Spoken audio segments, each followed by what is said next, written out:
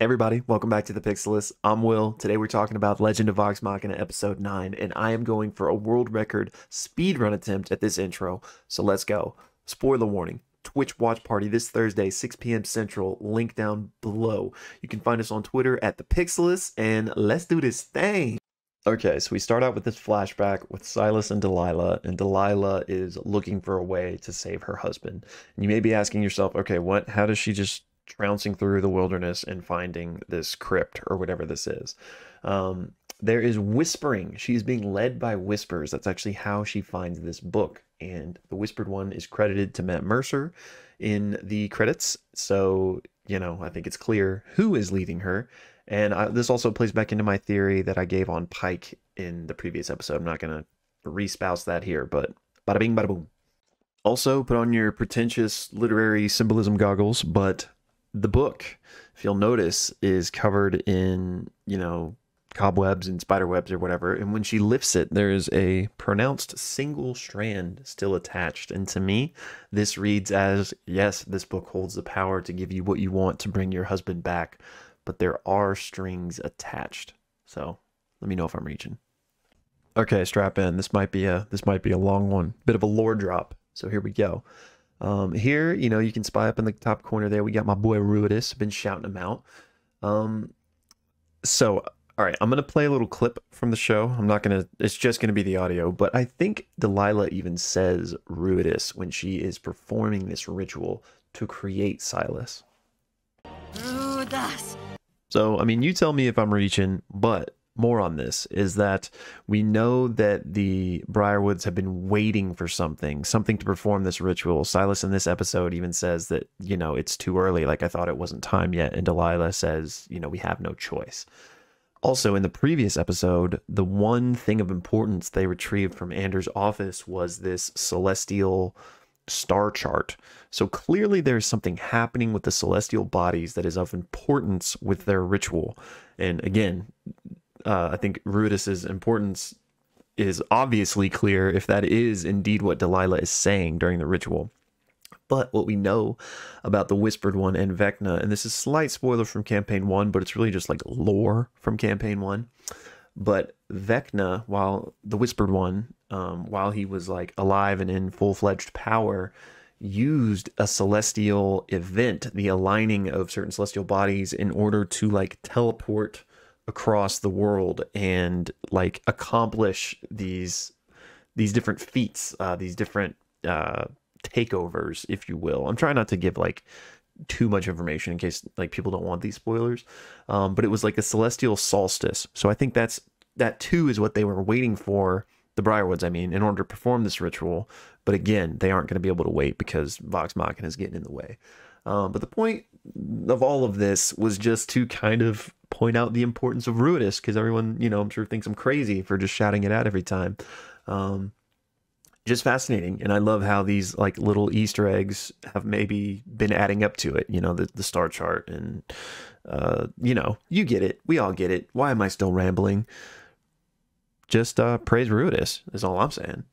Next, we jump to Vox Machina hiding out in this tavern, trying to get away from the zombie horde. And if you'll notice, the sign above the door says the Crass Sailor, which this is just a fun little Easter egg, because the Crass Sailor, aka the Ass Sailor, was where one of Sam Riegel's one-shot D&D campaigns took place, called the Ballroom Blitz. So definitely entertaining. If you know Sam Riegel, he's just a ball of chaos energy. So anytime he DMs is a trip. So I would highly recommend checking that out if you haven't, but just a fun little Easter egg. Alrighty, so this isn't an Easter egg or a hidden detail or anything, but I would have been remiss if I didn't talk about the first usage of Bad News. No Mercy Percy, man. He's just a badass. He can really dish out some damage with that thing. And, here we get to see that where he essentially one-shots an undead giant. Now, I don't recall him literally doing that in the campaign, but, come on. Too cool not to include. And I've already mentioned this, I think, in the very first episode, but, his gun immediately jams afterwards, which happened when Percy rolled low. So just, again, great to see that, translated as well. Here we get the reappearance of Vedmire, and he shows up with some battle wounds from his encounter with Scanlan. Notably, half of his face completely burned away, which is perhaps an Easter egg nodding to the fact that Rory McCann's other really prominent role, the Hound from Game of Thrones, also had half of his face burned away. Next up, we get another Keyleth is a badass, she just has to believe in herself moment, or at least have the right motivation, where she casts what I believe to be Ice Storm. There's a few different D&D spells that you could, you know, arguably claim this to be, but my best guess is either Ice Storm or actually Cone of Cold. Actually, I think I'm leaning Cone of Cold. I don't know why I said Ice Storm, but yeah, there you go. It could be a couple things. But yeah, and just I like the, you know, just the creative license to kind of have her be empowered by her staff. You know, perhaps that's her casting it at now a higher spell level or something. I don't think they're necessarily going for a one-to-one depiction of something explicitly mechanical with that there. I think it's just cool. But yeah, love this. I am Lord Percival Frederick Stein von Musel-Kolowski de Rollo III. He said it! He said it! Percival Frederick Stein von Musel-Kolowski de Rollo III, baby. I've been waiting for this, as I sure a bunch of you people that have watched Campaign 1 have as well. Not really a hidden detail or anything here, but yeah, Percy's full name. It's a long one, and at many points throughout the campaign, you know, he'd drop it for an impactful moment or a joke, or, you know, there's many reasons why, but it was great, and so it was just great to see this in the show. Do you know the full name of Percival de Rollo? I was wondering if you were about to do it. No, I'm asking. Can you do it? Yeah, it's Museldorf, Musketeer. Percival Sanchez Vicario. I'm I'll so enjoy it. entertained. Percival The Nina, von the Pinta, von the Musel, Santa Maria. Percival von Musel Granola. von Liechtenstein Kevin de Dorff. Rollo III. Kevin Bravo, Dorff, Luca. Wesley Snipes. I love you all so much. Magneto de Rollo III. De Rollo III. Percival Frederick Stein von Musel-Kowalski de Rollo III. Percival Frederick Stein von Musel-Kowalski de Rollo III. We Percival couldn't very Frederick well Stein come von during the Musel-Kowalski day. de Rollo III. Percival Frederick Stein Kowalski von Musel de Rollo III. Percival Frederick Stein von Musel-Kowalski de Rollo III. Percival Frederick Stein von Musel-Kowalski de Rollo III. Percival Frederick Stein Kowalski von Musel de Rollo III. Percival Frederick Stein von Musel-Kowalski de Rollo III. Percival Frederick Stein von Musel-Kowalski de Rollo III. Percival Frederick Stein von Musel-Kowalski de Rollo III. Percival Frederick Stein von Musel-Kowalski de Rollo III. Percival Frederick Stein von Musel-Kowalski de Rollo III. Percival Frederick Stein von Musel-Kowalski de Rollo III.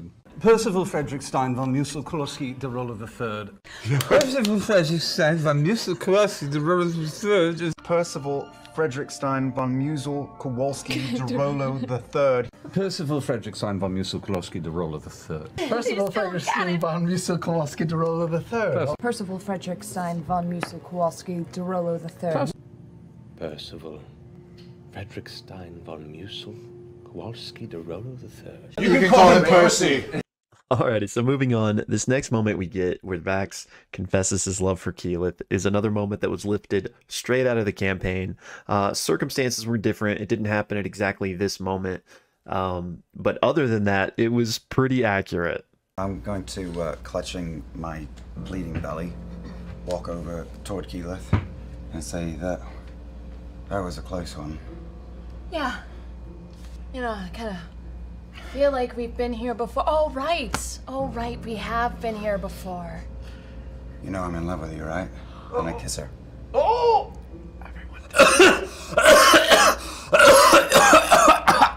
Persistent cough. And on that note, we're gonna go ahead and take a quick little break.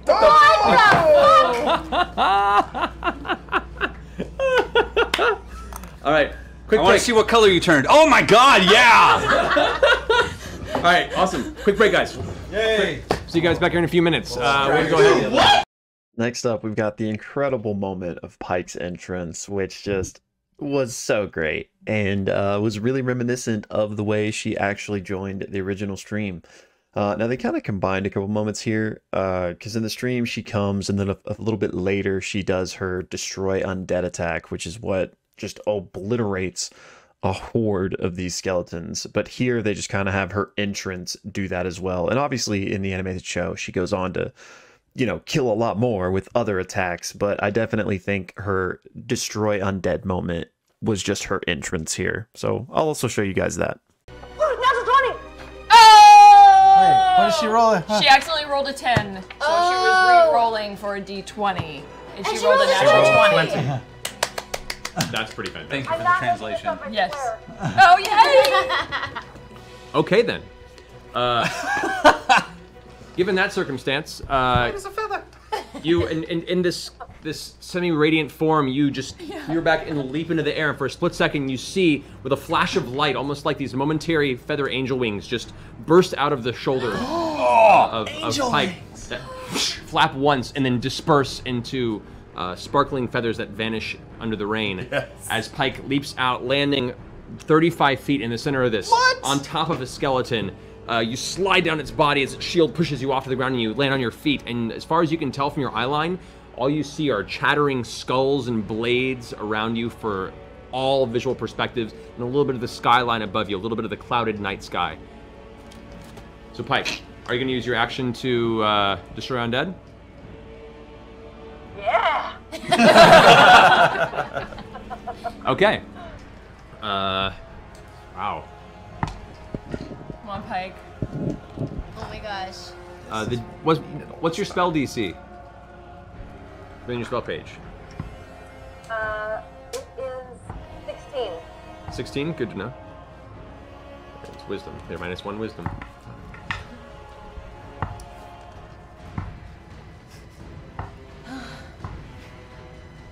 There's like 80 skeletons he has to roll for, Yeah, so... he's rolling a gajillion times, Ashley. Roll. Well, it's pumpkins. These are general I just keep hearing a thud. Yeah? Yeah. It's gonna be like a knife through butter. I can't believe he's rolling this many times. I know. Okay. So, as you see all the skeletons begin to reach for you and their blades come pulling down towards your armor, you curl into a ball, clutch your holy symbol of Saren Ray, and through the connection that has allowed you to be here in this moment, you feel this welling up radiant energy just burst out from you in this shock wave of glowing radiant force just blast outward.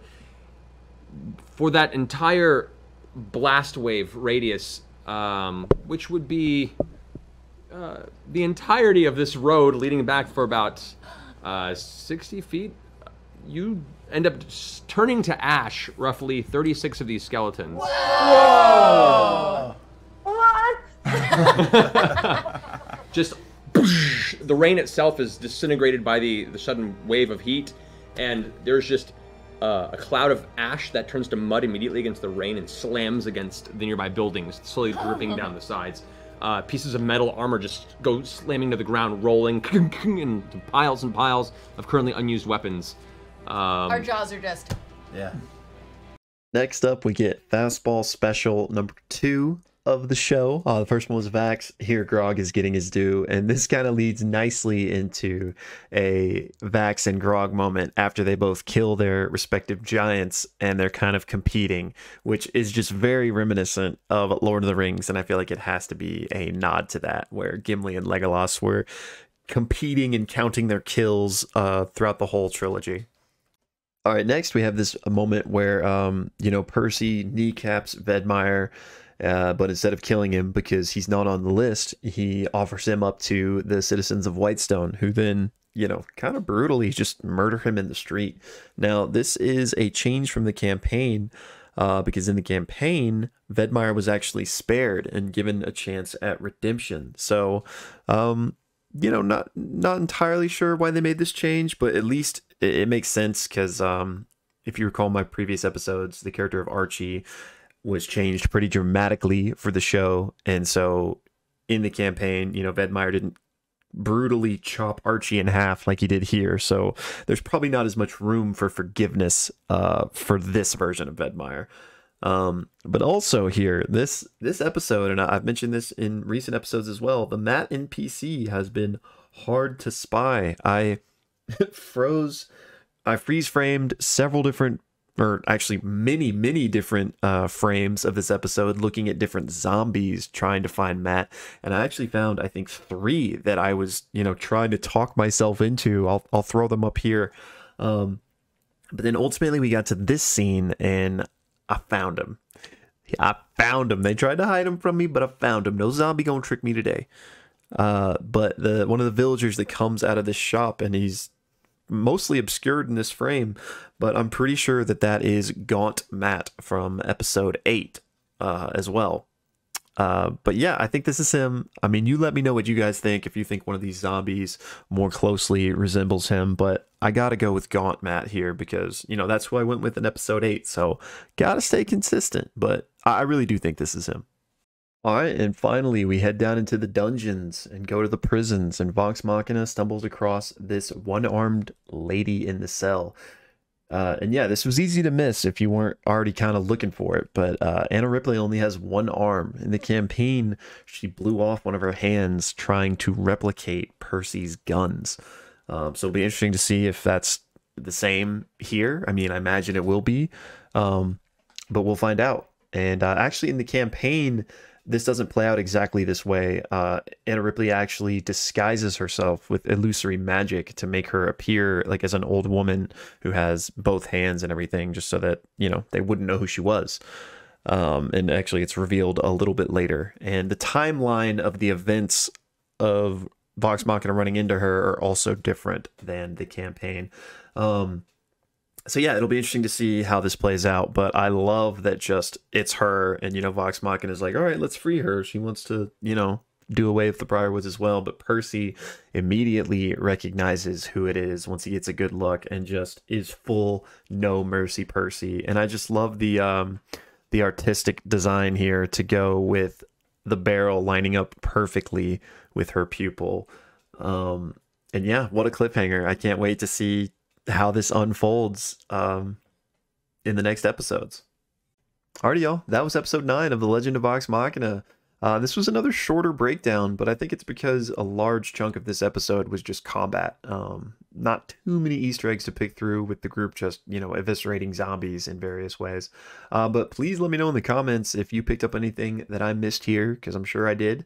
And the good news about getting these videos out so late is that we don't have long to wait for the finale chunk of 3 episodes. Man, I'm gonna be sad when this is over, but we got 3 more to go, so be looking forward to the next breakdowns. I appreciate you checking this video out and hanging out with me. Don't forget that we will be doing a finale chunk of episode watch party. Would love it if you stop by. Thursday, 6 p.m. Central American time will be the first one. There will be more to come, but don't know when yet, so check Twitter, check Discord, and come hang out. Otherwise, have a fantastic rest of your week, my friends. And is it Thursday yet? We gotta work on that.